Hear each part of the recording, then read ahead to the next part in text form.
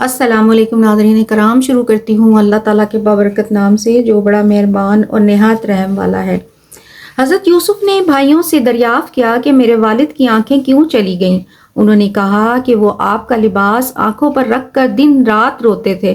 تو پھر یوسف نے کہا کہ میرا یہ کرتا لے جاؤ اور باپ کی آنکھوں پر ڈال دو۔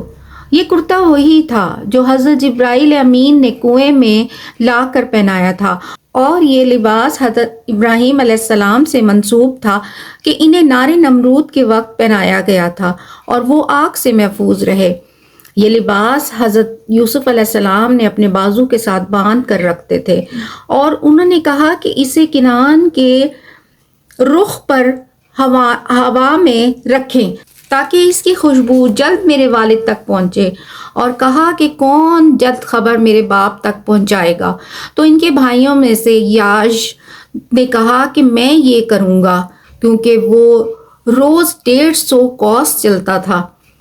جب خوشبو حضرت یعقوب علیہ السلام تک پہنچی تو بولے، میں اپنے یوسف کی بو پاتا ہوں، مجھے دیوانہ مت سمجھو۔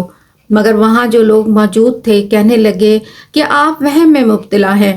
ابھی اس بات کو چند لمحے گزرے تھے کہ یاش بیگ نے انہیں آ کر حضرت یوسف علیہ السلام کی اطلاع دی۔ تو حضرت یعقوب علیہ السلام نے یاش کو گود میں اٹھا لیا اور بہت اشتیاق سے پوچھا کہ میرا یوسف کہاں ہے؟ وہ بولا، وہ مصر کے بادشاہ ہیں، اور بنیامین اور دوسرے بھائی بھی بہت اچھے سے وہاں ہیں، اور یہودا بھی میرے پیچھے آ رہے ہیں، اور ایک کرتا بھی حضرت یوسف کا اپنے ساتھ لا رہے ہیں۔ اور حضرت یوسف علیہ السلام نے کہا کہ کرتا میرے والد کے منہ پر ڈالنا اور کہنا کہ تمام اہل بیت کو بھی یہاں لاؤ۔ یہ سن کر حضرت یعقوب علیہ السلام سجدے میں چلے گئے، اور کنعان کے لوگ بھی بہت خوش ہوئے۔ اتنے میں یہودا پہنچ گیا۔ اس نے حضرت یوسف علیہ السلام کا پیراہن ان کے منہ پر ڈال دیا۔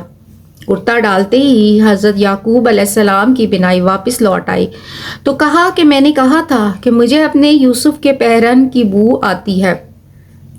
حضرت یوسف علیہ السلام نے اپنے بھائیوں کو بے شمار غلہ اور مال اور انواع و اقسام کے کھانے دے کر روانہ کیا تاکہ اہل کنعان کی تکلیف دور ہو۔ یہ سب بطور ہدیہ اپنے باپ کی خدمت میں روانہ کیا گیا۔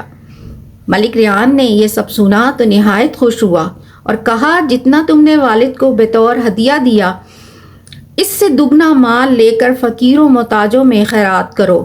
اور پھر اس نے بھی حضرت یعقوب علیہ السلام کی خدمت میں مزید مال بھیجا۔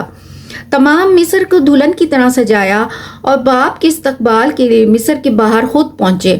حضرت یعقوب علیہ السلام نے حضرت یوسف علیہ السلام کو دیکھا تو فوراً اپنی سواری میں بٹھایا اور بہت روئے، اتنا کہ تمام لوگ بھی رونے لگے۔ مصر جا کر اپنے ماں باپ کو تخت پر بٹھایا۔